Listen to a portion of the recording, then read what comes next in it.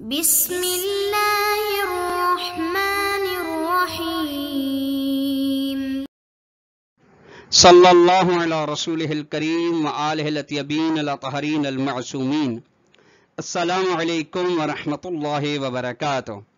طلاب کرام عزیز، کیسے ہیں؟ امید کرتے ہیں آپ خیر و عافیت سے ہوں گے۔ دروس فی علم الاصول حلقہ ثالثہ کا سبق نمبر 264 آغاز کر رہے ہیں، جس میں عنوان قرار دیا گیا کتاب کی عبارت و نلاحظ علی الجواب المذکور سے لے کر الاعتراض الثالث تک۔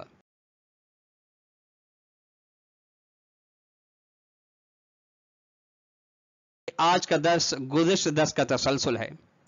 گزشتہ درس میں حکم معلق کے استصحاب کے بارے میں بحث چل رہی تھی، جس کے بارے میں پہلا اعتراض بیان کیا گیا کہ آپ حکم معلق میں استصحاب جاری نہیں کر سکتے۔ اگر جاری کریں گے تو اس کے 3 احتمالات ہیں۔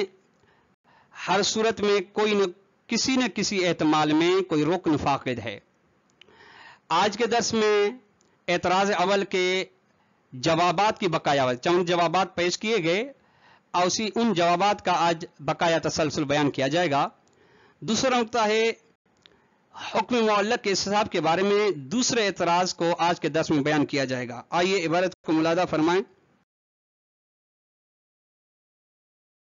جواب المذکور ہے، شہید صدر فرماتے ہیں جواب مذکور سے مراد ہے محقق عراقی نے جو جواب دیا ہے اعتراض اول والے شخص کو پر۔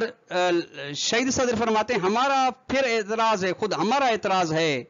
ہم ملاحظہ کرتے ہیں، دیکھتے ہیں ایک قسم کا اشکال ہے جواب مرحوم محقق عراقی پر کہ ان المجعول اذا لوحظ۔ آپ نے ملاحظہ فرمایا مجعول کے 2 مرحلے ہیں، ایک امر ذہنی، دوسرا مرحلہ خارجی، ایک حملہ اولی کے لحاظ سے، ایک حملہ شائع سنائی کے لحاظ سے۔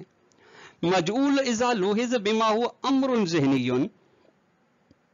مجعول کو جب اس لحاظ سے دیکھا جائے کہ وہ امر ذہنی ہے تو فهو نفس الجعل المنوط بالوجود اللحاظی للشرط وللموضوع على ما تقدم في الواجب المشروط۔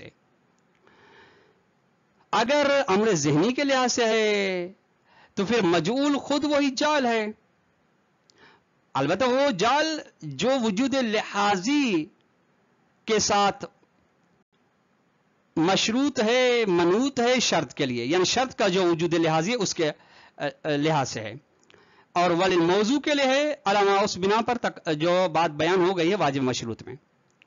الا لیکن ان المجعول ہی نظم، اس صورت میں مجعول اگر امر ذہنی کے لحاظ سے مجعول کو دیکھا جائے تو لا یجری فیہ استصحاب الحکم بہذا اللحاظ، اس لحاظ وجود لحاظی کے لحاظ سے، اس لحاظ سے امر ذہنی کے لحاظ سے استصحاب حکم معلق جاری نہیں ہوگا۔ کیوں؟ اذ لا شک فی البقاء، چونکہ بقا میں شک نہیں ہے، شک در بقا نہیں، شک در بقا یہ رکن استصحاب ہے، بلکہ وانما الشک فی حدوث الجعل الزائد علی ما عرفت سابقا، بلکہ شک اس میں ہے کہ جعل زائد ہے سابق میں یا نہیں ہے اس بنا پہ جس کو آپ جان کر آئے ہیں پہلے۔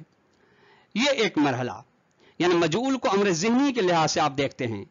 وَإِذَا لُوحِظَ الْمَجْعُولُ بِمَا هُوَ صِفَةٌ لِلْمَوْضُوعِ الْخَارِجِي، اگر مجعول کو دیکھا جائے اس لحاظ سے کہ مجعول صفت ہے ایک موضوع خارجی کی تو فَهُوَ مَنُوطٌ فِي هَذَا اللِّحَاظِ بِالْخَارِجِ، تو یہ مجعول مشروط اس لحاظ خارجی میں خارج کے ساتھ، یعنی مجعول کا تعلق پھر موضوع خارج کے ساتھ ہوگا، چونکہ صفت ہے موضوع خارجی اور صفت کا ہمیشہ تعلق اپنے موصوف کے ساتھ ہوتا ہے۔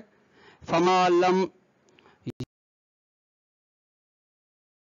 اگرچہ مقدرۃ الوجود ہو لا یرا للمجعول فعلیت، تو پھر مجعول کے لیے فعلیت و منجدیت نہیں ہوگی، لکہ یستصحب، تاکہ اس کو مجعول کو استصحاب کیا جا سکے۔ ذالک، اسی وجہ سے یہیں سے یعرف حال النقد المذکور، نقد مذکور یعنی محقق عراقی کا جو نقد مذکور ہے محقق نائنی پر، اس کی صورتحال معلوم ہو سکتی ہے کہ فَإِنَّ الْمُجْتَهِدَ يَفْتَرِضُ تَحَقُّقَ الْمَوْضُوعِ مرشد فرق کرتا ہے موضوع کے متحقق ہونے کو، پھر فیشک کو فی البقاء، پھر اس کے موضوع کے بقا کے اندر شک کرتا ہے مبنیاً علی ھذا الفرض، اس بنا رکھتے اسی فرض پر. وَأَيْنَ هَذَا مِنْ إِجْرَاءِ اسْتِصْحَابِ الْحُكْمِ بِمُجَرَّدِ اِفْتِرَاضِ جُزْءِ الْمَوْضُوعِ، کہاں ہے یہ استصحاب حکم کو جاری کرنا فقط جزء موضوع کو فرض کرنے سے. وَبِكَلْمَةٍ أُخْرَى، دوسرے الفاظ میں یہ ہے کہ ان کفایت ثبوت، یعنی دو چیزیں ہیں اور دو چیزیں ایک دوسرے سے بالکل جدا گانا ہے. ان کفایت ثبوت المجعول بتقدیر وجود موضوعه فی تصحیح استصحابہ بھی شیء، یہ شیء یہ ان کی خبر ہے، مجعول کا ثابت ہونا کافی ہے اس فرض کے ساتھ کہ اس موضوع کا موضوع، چونکہ موضوع صفت ہے خارج، صفت ہے موضوع خارجی کی، تو وجود موضوع کے فرض کے ساتھ ہے ثابت ہے استصحاب کے صحیح ہونے میں، یعنی پھر استصحاب صحیح ہے. تو یہ ایک چیز ہے. وہ دوسری ہے وہ کفایت و ثبوت تقدیری مجعول کا لنفس المجعول، خود مجعول کے لیے اب تقدیری ثبوت فرض کرتے ہیں، اس کا کافی نہ فی تصحیح استصحابی، استصحاب کے صحیح ہونے میں، یہ دون تواجد تمام موضوع، بغیر اس کے کہ تمام موضوع موجود ہو، لا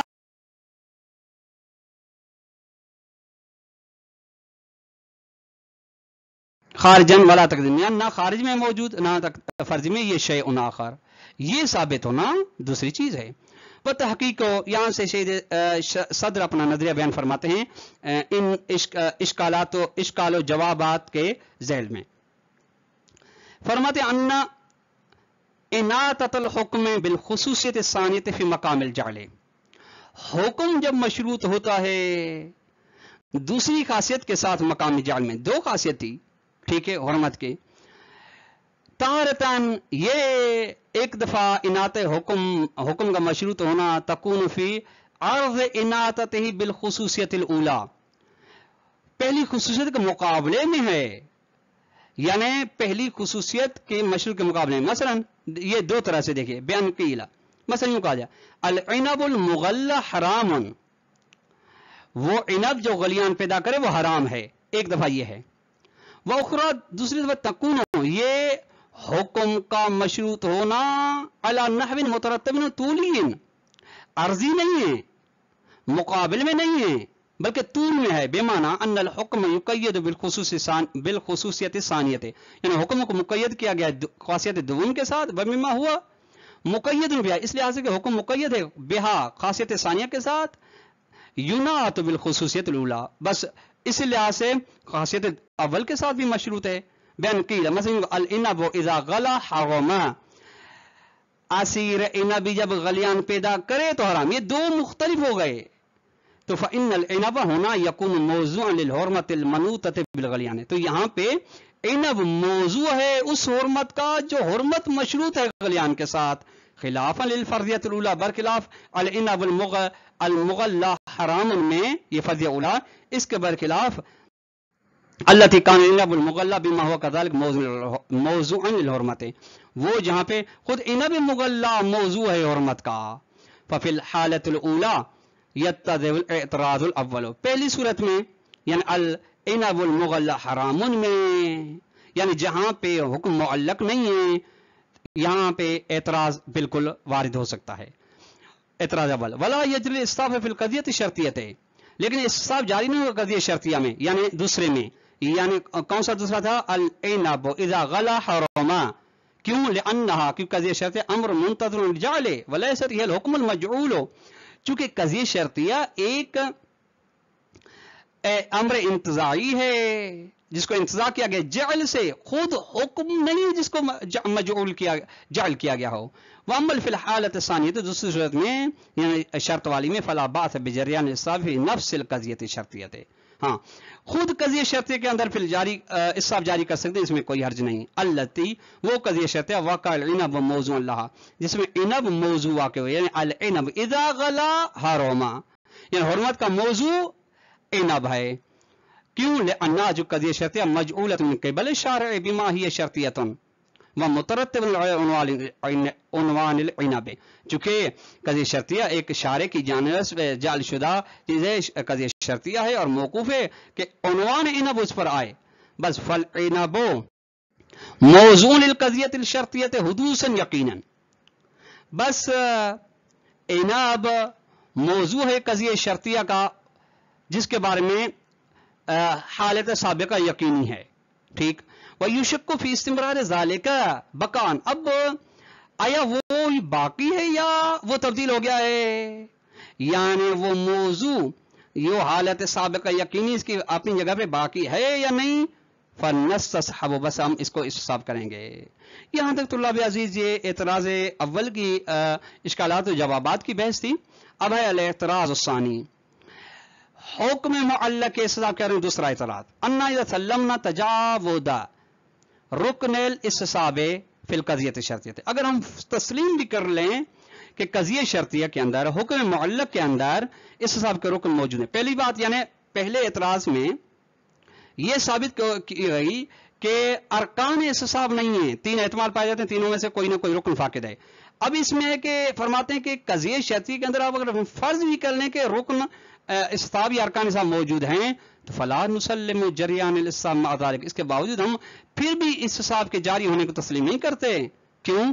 लिअन्नहु इन्नमा युस्बितुल हुक्मल मशरूता, चूंकि यहाँ पे भी इस्तिसाब जिस चीज को साबित करेगा वो हुक्म मशरूत है, वो हुक्म मुअल्लक़ है, वह ला यक़बुल तनज्जुज़ा, और वो हुक्म मशरूत कभी भी मुनज्जदियत को कबूल नहीं करता, फ़िअलियत को कबूल नहीं करता। व अम्मा मा यक़बुल तनज्जुज़ फ़हुवल हुक्मुल फ़िअली, और जो मुनज्जदियत को कबूल करता है वो हुक्म फ़िअली है, हुक्म मशरूती नहीं। फमा लम यकुनिल मजऊल फ़िअलियन ला यतनज्जज़ुल हुक्म, बस जब मजऊल फ़िअली नहीं है तो हुक्म मुनज्जदियत पैदा नहीं करता। व इस्बात फ़िअलियतिल मजऊल इंद वजूद शर्त बिइस्तिहबाबिल हुक्मिल मशरूत मुतअज़्ज़िरुन, ये मुतअज़्ज़िरुन खबर है इस बात की। बस फ़िअलियत मजऊल यानी मुनज्जदियत मजऊल को साबित करना जब शर्त मौजूद हो। अच्छा, किसके जरिए साबित कर रहे हैं आप? हुक्म मशरूत को साबित करने के जरिए से। ये इस बात फ़िअलियत मजऊल मुश्किल है। क्यों? लिअन्न तरत्तुब फ़िअलियतिल मजऊल इंद वजूद शर्त, चूंकि मजऊल की फ़िअलियत का मौकूफ होना जब उसकी शर्त, यानी शर्त पर मौकूफ होना और जब शर्त मौजूद हो, इसकी फ़िअलियत मौकूफ होना हुक्म मशरूत पर, यह अक़ली मसला वलैस शरईयन शरई मसला नहीं है। और नुलाहिज़ु अला ज़ालिका, शहीद सदर फरमाते हैं इस एतराज़ दोम पर हमारे कुछ दो इश्काल हैं।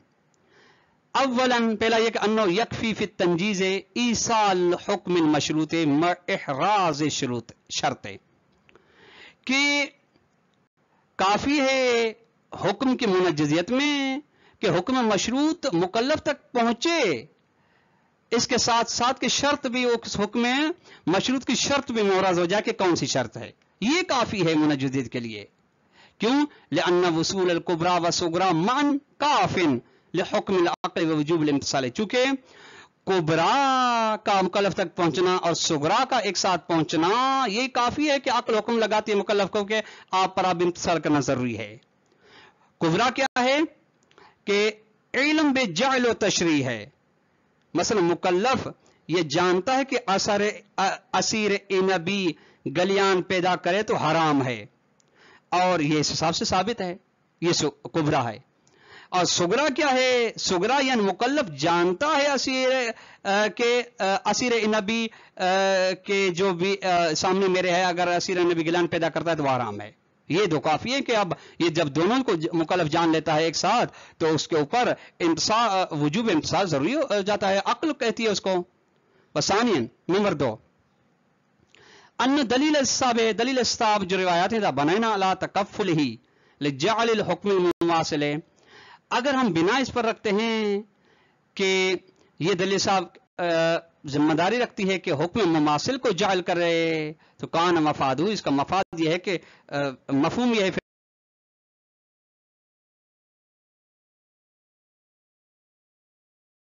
करते लाजिमुन अक़लियुन लिनफ्सिल हुक्म इस्तिसाबिल मज़कूर लल मुस्तसबे, اور یہ حکم ظاہری کا تبدیل ہونا حکم فعلی کی جانب جب شرط موجود ہو یہ لازم عقلی ہے خود حکم استصابی مذکور کے لیے نہ کہ مستصب کے لیے.